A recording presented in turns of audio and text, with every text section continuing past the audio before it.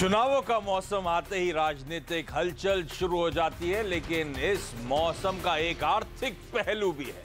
कई वायदे किए जाते हैं, कई योजनाओं की घोषणा होती है। ऐसे में हम इसका फायदा कैसे उठाएं चुनाव तक या उसके बाद के लिए? क्या खरीदें, इसी पर आज बात करेंगे। चुनाव जोर गर्म।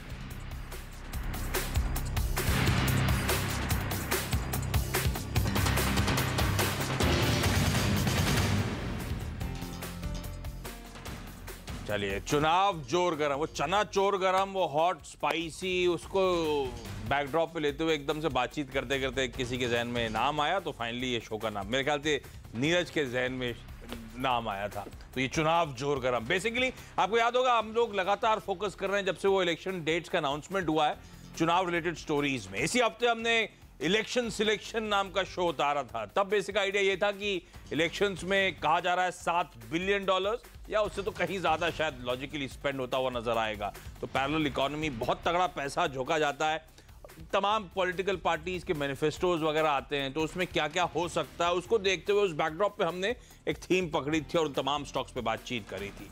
लेकिन आज जो करने वाले हैं कि जिस तरह का एक लिक्विडिटी गश अब शुरू हुआ है, एफआई की तरफ से लगातार जो पैसा झोंका जा रहा है, अब तो डीआई शायद अब मूड बदलता हुआ नजर आए इवेंचुअली आपको उनका। तो ऐसे में लोग अपने आप को कैसे पोजीशन करेंगे, कौन से स्टॉक्स में दाव लगाएंगे इस ऑल इंपॉर्टेंट चुनावी बैटल से पहले या इस पूरे वेव को टाइड अवे करने के लिए? तो ऐसे में देश के 3 जाने माने चेहरे आप लोग की स्क्रीन्स पर आएंगे। स्टूडियोज में मेरे साथ हैं टारगेट इन्वेस्टिंग के समीर कालरा साहब, सेठी फिनमार्ट के विकास सेठी जोड़ेंगे मुंबई से ही, और ट्रेडशिप ब्रोकिंग के संदीप जैन जयपुर से जोड़ेंगे। तीनों जाने जाते हैं आजकल पोर्टफोलियो कंस्ट्रक्शन के लिए। तो ऐसे में ये लोग अपने क्लाइंट्स को क्या सजेस्ट कर रहे हैं, ये लोग अपने पोर्टफोलियोज में क्या रख रहे हैं, इलेक्शन को मद्देनजर क्या क्या रखा जाए, क्या हटाया जाए, मैं इसी पे अब फोकस करने वाला हूं। हटाया जाए तो छोड़ें, खरीदारी करने का मन है अभी तो चलिए एक एक करके स्टॉक्स, तीनों से हमने 3 स्टॉक आइडियाज मांगे हैं, तो कोशिश होगी अगले आधे घंटे में ये 9 आइडियाज हमारे पास हों जहां पे हम खरीदारी करने का कॉल ले सकते हैं। शुरुआत स्क्रीन के एकदम लेफ्ट से शुरू करता हूं। सेठी सर, आप बताएं पहला स्टॉक और क्यों दाव लगाना चाहते हैं आप? देखिए, बिल्कुल आशीष, हमने देखा बाजार में एक बहुत ही शानदार तेजी पिछले कुछ दिनों से बनी है जब से इलेक्शंस के अनाउंसमेंट हुए हैं और जो भारत ने जो पाकिस्तान के अगेंस्ट में जो एक्शन लिया उसके बाद से ऐसा माना जा रहा है कि ये गवर्नमेंट के लिए पॉजिटिव होगा। तो उसके बाद से हमने देखा काफी जबरदस्त लिक्विडिटी आ रही है। तो मुझे लगता है जो मिड कैप स्पेस है वो काफी अच्छा करने वाला है आने वाले पूरे साल में। तो वहां से मैंने तीनों आइडियाज पिक किए हैं। जो पहला स्टॉक रहेगा वो रहेगा, एक अच्छी कंपनी है ग्रीव्स कॉटन।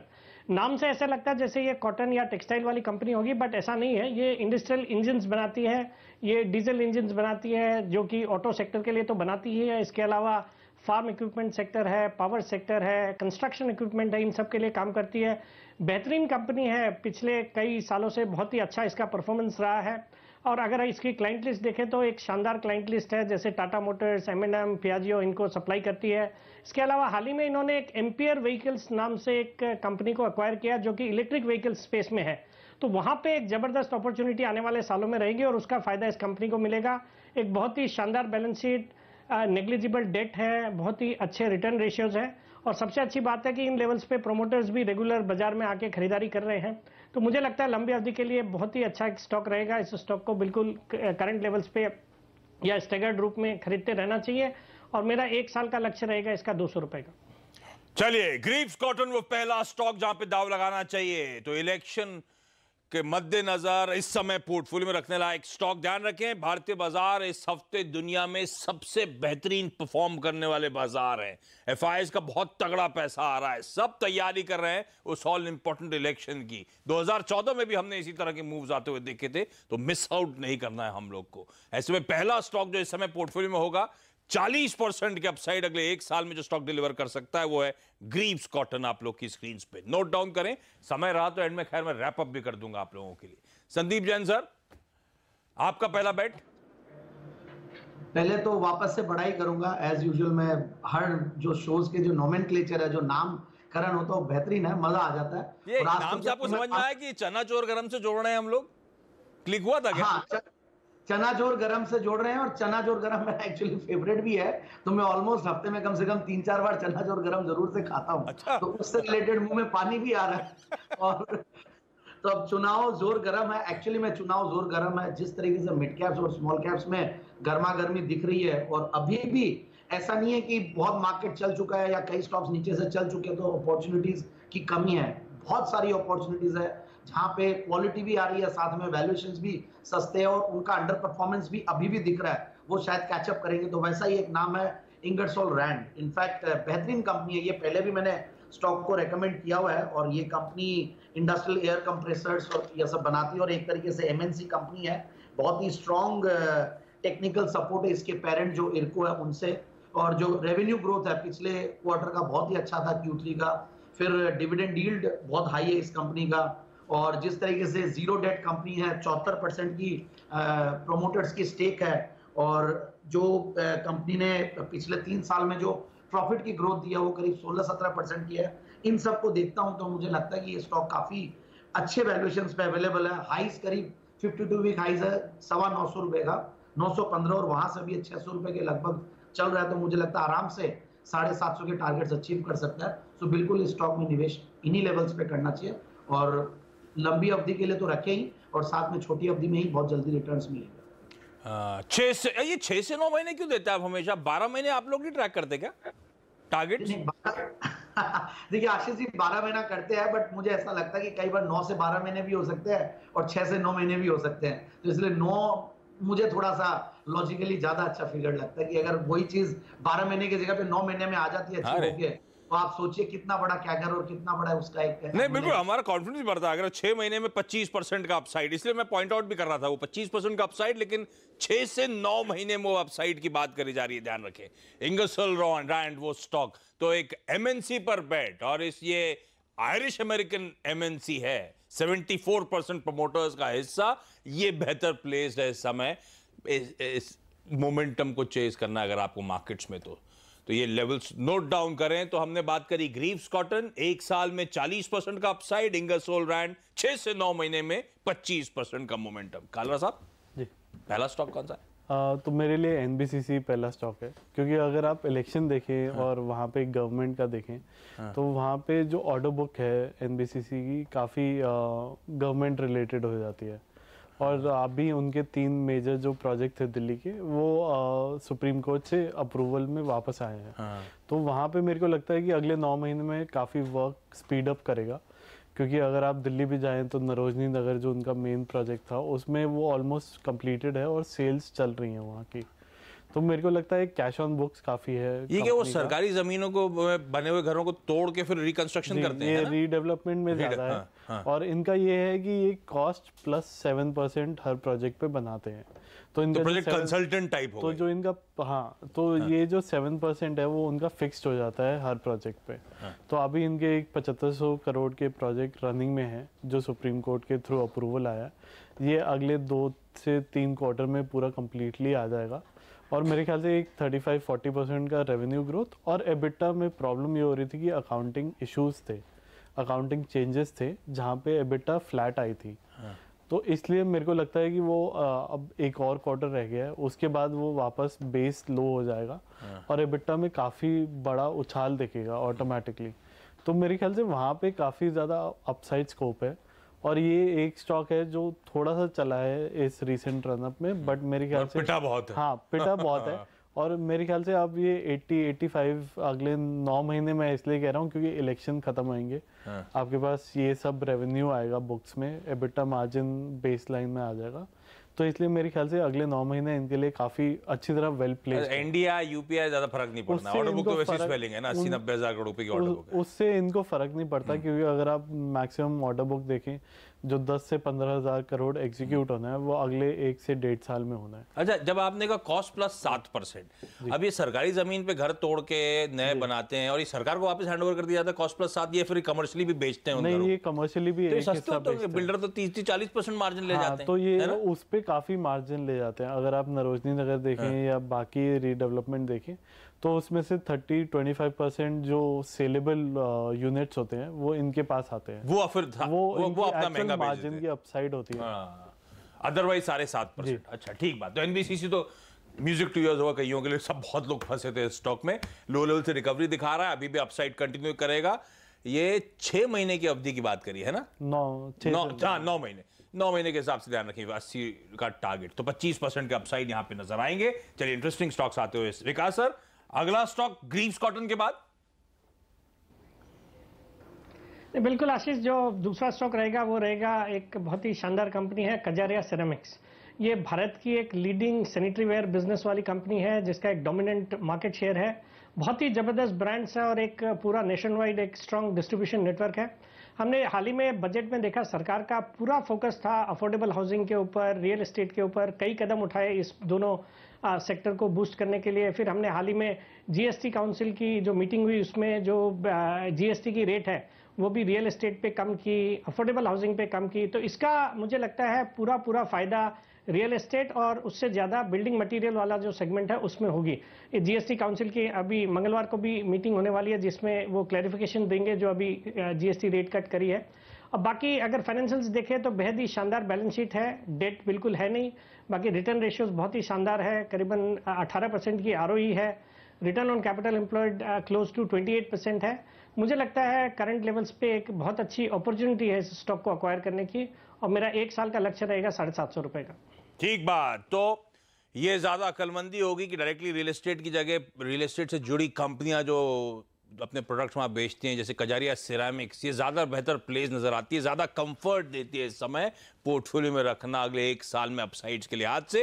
रियल एस्टेट के लिए जीएसटी काउंसिल की बैठक की तो बात सामने है ही है, और ध्यान रखें सोमवार से देश का पहला रियल एस्टेट जो रीट है उसकी शुरुआत होनी है। अगर वो सक्सेसफुल होता है तो कई सारी कंपनीज के लिए एक वैल्यू लॉक करने का एक तरीका बन जाएगा वो, तो कैश फ्लोज इंप्रूव होंगे। खैर रियल एस्टेट इसीलिए हरकत में, और उस स्पेस को प्ले करने के लिए कजारिया सिरेमिक्स के लक्ष्य आप लोग की स्क्रीन पर आते हुए। संदीप सर, अगला स्टॉक इंगरसोल रैंड के बाद। बिल्कुल उसी तर्ज पे है जो विकास जी ने दिया, बिल्डिंग मटेरियल्स रिलेटेड, और वो है एक्सोनोवेल। इनफैक्ट ये स्टॉक मैंने रिसेंटली चैनल पे रेकमेंड किया as a value pick also, और मुझे लगता है कि ये स्टॉक काफी सस्ता है इन वैल्यूएशंस पे। आप देखिए करीब अगर पीयर कंपैरिजन करते हैं, अगर आप एशियन पेंट्स को देखें या कांसाई नेरोलॉक को देखें या बर्जर पेंट्स को देखें, तो ये सब बहुत हेवी वैल्यूएशंस पे ट्रेड कर रहे हैं। रीजन बीइंग उनके फंडामेंटल्स मार्केट को अच्छे लगते हैं, एफआईआईज लोग काफी फेवर करते हैं इस पर्टिकुलर सेक्टर को। एक्सोनोवेल सिर्फ 21 के पी मल्टीपल पे ये स्टॉक ट्रेड कर रहा है, और आप खास बात ये देखिए जो एफआईआईज लोग बाइंग कर रहे हैं, तो मुझे लगता है कि उनका कंफर्ट एमएनसीज में तो वैसे ही ज्यादा आएगा। तो ये एक एमएनसी कंपनी और वर्ल्ड की सबसे बड़ी कंपनी है नीदरलैंड्स की एक्सोनोवेल, वहां उसकी है सब्सिडियरी इंडिया में, और ड्यूलेक्स बोल के एक बहुत फेमस ब्रांड इस कंपनी की तरफ से है। और जिस तरीके से इंडिया की या भारत की बोल लीजिए आप कंजम्पशन स्टोरी है, जो रियल एस्टेट की स्टोरी है, अफोर्डेबल हाउसिंग की स्टोरी है, उसका एक बहुत अच्छा प्ले है ये। और मेरे हिसाब से 40 के रिटर्न ऑन कैपिटल एम्प्लॉयड पे, 33 के रिटर्न ऑन इक्विटी एम्प्लॉयड पे, अगर पेग रेशियो देखें तो 0.78, प्रॉफिट अगर 3 साल का देखें कैगर तो वो करीब 38%, और ऑलमोस्ट जीरो डेट, सिर्फ 3 करोड़ के डेट से मतलब नेग्लिजिबल है, और नेट प्रॉफिट मार्जिन भी करीब 15%। इन सबको देखता हूं तो मुझे ये स्टॉक बहुत ज्यादा सस्ता लगता है, और इन लेवल्स पे अगर आप लेते हैं तो आराम से बहुत अच्छे लेवल्स 2100 तक के लेवल्स अचीव करेगा ये। अगेन वही 6 से 9 महीने की अवधि की मैंने बात की। 6 से 9 महीने का टाइम फ्रेम, 2100 तक का टारगेट, 20% का अपसाइड, और एक और एमएनसी प्लेयर है ये, नीदरलैंड हेडक्वार्टर्ड है ये पेंट कंपनी, जिसका भारतीय सब्सिडरी में ऑलमोस्ट 75% थ्रेशोल्ड लिमिट तक का स्टेक है। अच्छा, आज ये इलेक्शन तक की तैयारी सारे एमएनसीज के जरिए हो रही है, थोड़ा सेफ। और एक और इशू है, आज आपने जो नाम दिए ना, इंगरसोल रैंड, एक्सोनोवेल, अगले आने वाला है, वो हिंदी में इसलिए लिखे लोग कंफ्यूज हो जाते, अंग्रेजी में लिखने पड़ गए मुझे स्क्रीन पे नाम, ऐसा क्यों? मुझे भी जब वो लिस्ट के बाद मैंने जब निकाली, कम से कम 30-40 स्टॉक्स में से निकले, और ये तीनों ही एकदम अनोखे नाम वाले, थोड़े ज्यादा प्राइस वाले यही निकले हैं। एंड समहाउ मुझे लगता है कि एमएनसी प्लेज कॉर्पोरेट गवर्नेंस हो या ग्रोथ हो या क्वालिटी ऑफ, यही निकले, मतलब कुछ डेटा क्रंचिंग करी उसके बाद ये फाइनल 3 बेट्स आपके निकल गए सामने। बिल्कुल, ये फाइनली ये 3 निकले, और मुझे वैल्यूएशंस के लिहाज से भी बहुत सस्ते लगते हैं, और बहुत ज्यादा कन्विक्शन है इन स्टॉक्स में। और आगे भी आने वाले दिनों में अगर मार्केट कहीं टूट जाए, इलेक्शंस के बाद कोई रिजल्ट दूसरा आ जाए मार्केट के विपरीत, सोच के विपरीत, तो एटलीस्ट ये नहीं हो कि कोई गलत स्टॉक लेके बैठ गए। नहीं, ठीक बात। तो तीसरा नाम भी जो आने वाला है ना वैसे ही थोड़ा सा कंफ्यूजिंग वाला है वो, लेकिन वो ब्रेक के बाद बताऊंगा, अभी नहीं बता रहा हूं मैं आप लोग को। तो एक्सो नोबेल अगला बेट है, 6 से 9 महीने में अपसाइड नोट डाउन करें। कन्विक्शन इन स्टॉक्स को लेकर संदीप जैन साहब का। अच्छा, कालरा साहब ने पहला स्टॉक दिया था, इंटरेस्टिंग था, एनबीसीसी, जिसमें 80 तक के टारगेट्स अगले 9 महीने में हासिल हो जाएंगे। कालरा साहब अगला बेट कौन सा है? ये सब आप लोग के अपने क्लाइंट्स के पोर्टफोलियो में खरीद के बैठे हैं क्या? जी, खरीदने की तैयारी हो गई क्या सब? हमने खरीद के बैठे हुए हैं। 46 पे एनबीसीसी हमने लिया। 46 पे लिया हुआ है? 46, 51 पे। अब अगला जो बोलने वाला हूँ वो भी अराउंड 42, 43 पे काफी लिया था। वो इलाहाबाद बैंक है। और अभी भी कन्विक्शन बना हुआ है? अभी भी काफी कन्विक्शन बना हुआ है, और अभी मेरे ख्याल से ट्रेंड शुरू हुआ है इलाहाबाद बैंक में, क्योंकि अभी रिसेंटली पीसीए में बाहर आया, पीसीए से बाहर आया।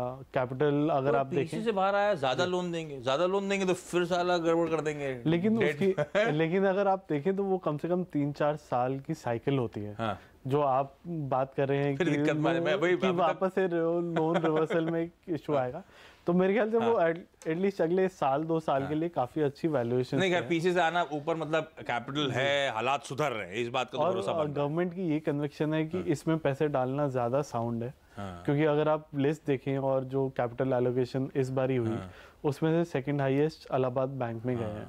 तो मेरे ख्याल, और दूसरा ये सपोर्ट करता है एमएसएमई और एग्रीकल्चर में शुगर को सबसे ज़्यादा सपोर्ट इलाहाबाद बैंक से आता था, इसलिए अगर आप उसकी क्लाइंटल देखें तो कम से कम 20% उसका शुगर स्पेस के हालात सुधारने की कोशिश हो रही है, उसका भी फायदा मिलेगा। इसके थ्रू इलाहाबाद बैंक के थ्रू ही मेनली मेरे ख्याल से अगर वो सिस्टम चलेगा, क्योंकि अगर आप पिछली बार ही देखें जब ये पीसीए से बाहर था, यही मेन सपोर्टर था शुगर इंडस्ट्री का। और पिछले 2 साल से जब से ये पीसीए में है, शुगर इंडस्ट्री की हालत लोन वाइज और नीचे जा रही है। वो 1+1 आप उसको लिंकअप कर सकते हैं, बट मेरे ख्याल से यहाँ पे अगर वो 10-15% भी लोन ग्रोथ दिखा दे तो उसके नंबर्स काफ़ी बड़े रिवाइज हो सकते हैं। तो मेरे ख्याल से एक यहाँ से एक 65 का टारगेट मेरे पास शॉर्ट टर्म के लिए, मैं उसको 9 मंथ दे रहा हूँ, बट मेरे ख्याल से वो 3 से 6 महीने में आ जाएगा। हाँ, पीएसयू बैंक चलते हैं तो फिर तो हाई बीटा गजब के होते हैं। 20% का अपसाइड, 65 का देखिए क्या इन-डेप्थ एक्सपर्ट्स हमारे नॉलेज लेकर आए तमाम स्टॉक्स पे आपके लिए। अब तक मैंने 6 स्टॉक्स प्रॉमिस किए, 9 स्टॉक्स, तो ब्रेक ले रहा हूँ। ब्रेक के उस पार एक और ऐसे इंटरेस्टिंग आइडिया हमारे एक्सपर्ट्स की तरफ से, ऐसे स्टॉक्स जो इस समय पोर्टफोलियो में रखें, चुनाव या उसके बियॉन्ड अच्छे रिटर्न से स्टॉक्स कमा के देंगे।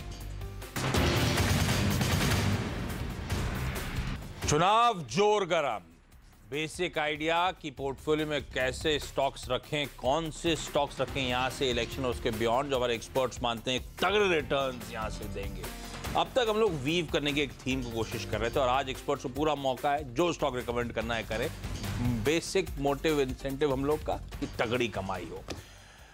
6 स्टॉक्स हो चुके हैं, मैं रैप अप करने की कोशिश करूंगा। अगर एक्सपर्ट जल्दी जल्दी बोल लिए, मैं तो ज्यादा बोलता ही हूं, कुछ इलाज है नहीं उसका। पर सेठी सर, अगला तीसरा और आखिरी बेट आपका?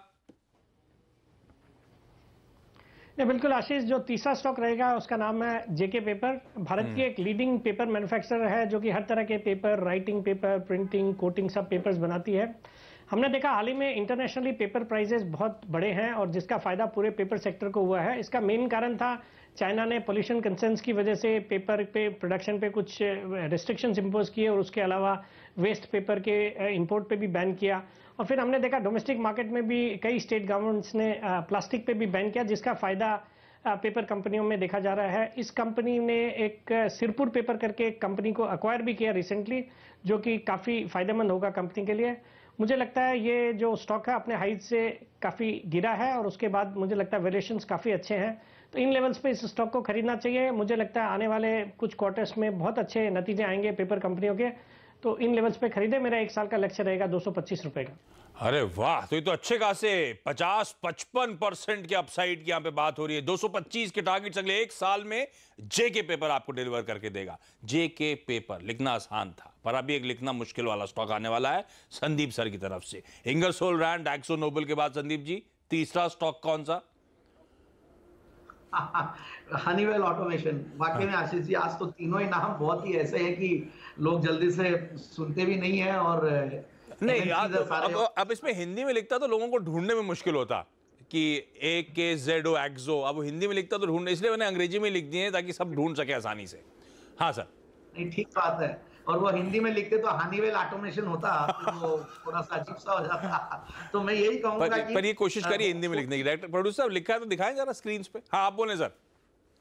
हाँ, बहुत छोटी इक्विटी कैपिटल है, सिर्फ 9 करोड़ की इक्विटी है, 10 रुपया का फेस वैल्यू है, इसलिए भाव 22-23 हजार के लगभग है। और रिटर्न ऑन कैपिटल एम्प्लॉयड करीब 30%, रिटर्न ऑन इक्विटी करीब 20%, प्रोमोटर होल्डिंग 75%, साथ में जो प्रॉफिट 3 साल की अगर कैगर देखे तो वो करीब 25% के लगभग है। इन सबको देखते हो ट्रेलिंग 12 मंथ्स अगर आप देखें रिजल्ट्स के तो सुपर्ब है। In fact best ever quarter, best ever annual results देने वाली ये कंपनी इस बार। इन सबको देखता हूं तो मुझे लगता है कि ये कंपनी बेहतरीन है, और जिस तरीके का नाम है, ऑटोमेशन में है, इलेक्ट्रॉनिक सिस्टम्स बनाती है, बहुत सारे सॉल्यूशंस देती है, बिल्डिंग सॉल्यूशंस के लिए भी कई चीजें देती है। तो मुझे लगता है कि इन स्टॉक्स में बिल्कुल निवेशित रहना चाहिए। FIIs के अगेन ये फेवरेट्स है, 27,500 के टारगेट पे। हाँ, अमेरिकन मल्टीनेशनल ओन करती है 75% स्टेक। तो आज सारे MNCs और सारे वो बेट्स ऐसे जहां पे अच्छे फंडामेंटल्स हैं और अच्छी ग्रोथ, अच्छे रिटर्न्स हासिल हो जाएंगे आपको। हाँ, टिकट प्राइस इन स्टॉक से थोड़े बड़े हैं, पर उससे आपको मतलब होना नहीं चाहिए। रिटर्न से तो कमाई तो होती होनी है at the end of the day. Kalra साहब, NBCC इलाहाबाद बैंक सरकारी भी आज बेट करना है क्या? नहीं, एक प्राइवेट है, ओबरॉय रियलिटी। अच्छा, हाँ। तो रियल एस्टेट नाम है। GST का फोकस रियल एस्टेट पे था। गवर्नमेंट का भी फोकस रियल एस्टेट को वापस कहीं ना कहीं पुश करने के लिए है। इन्होंने तो बहुत बड़ा बोरिलियम प्रोजेक्ट डाल दिया। बिक रहा है क्या वो? मेरे अब काफी बिक रहा है और उसका रेवेन्यू बुक होना शुरू हो रहा है। वो बहुत मैसिव प्रोजेक्ट है वो। अब वो अराउंड 2500 करोड़ का प्रोजेक्ट है। टाटा से जमीन खरीदी थी इन्होंने ना। हाँ, वो 2500 करोड़ का प्रोजेक्ट है। उसका 25% रेवेन्यू बुक हो गया। अब वो 50% अगले 3 से 6 महीने में करने वाले हैं। और वहाँ पे मेरे ख्याल से कैश कलेक्शन काफी हाई है और सेलेबल यूनिट्स काफी जल्दी निकल रहे हैं। तो और ओबरॉय में एक 350-400 करोड़ का रेंटल इनकम बन गया है। तो जो अब रीच की बात हो रही है या कमर्शियल को सपोर्ट की ओबरॉय मॉल वगैरह से रेंटल इनकम आता है ना। और एक कॉमर्स इनके टावर्स हैं ओबरॉय, उसी वेस्टर्न होटल है शायद बॉम्बे, अगर आपने देखा हो, गोरेगांव के पास ही। वहां से भी काफी ऑक्यूपेंसी हाई हो गई है। तो मेरे ख्याल से अगले 6 से 9 महीने में काफी बड़ी अपसाइड है इनके लिए। और इनका जो वर्ली का प्रोजेक्ट है वो भी एक 30-25% कंस्ट्रक्शन में आ रहा है। जो मेरे ख्याल से अगले 9 महीने में आ जाएगा। वो भी एक 2500 करोड़ का प्रोजेक्ट है।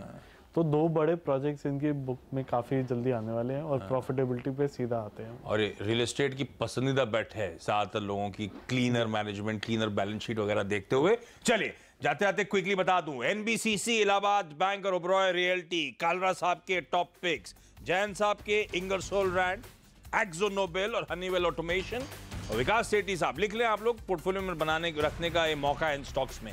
ग्रीव्स कॉटन, कजरिया सिरामिक्स और JK पेपर। तो ये वो बेहतरीन 9 बेट्स आपके लिए जो इस समय आप रख सकते हैं पोर्टफोलियो में, तगड़े अच्छे रिटर्न। चलिए, आप तीनों का धन्यवाद हमारी आज मदद करने में, पोर्टफोलियो कंस्ट्रक्ट कराने में और आप सबका इस खास पेशकश को देखने के लिए। नमस्कार।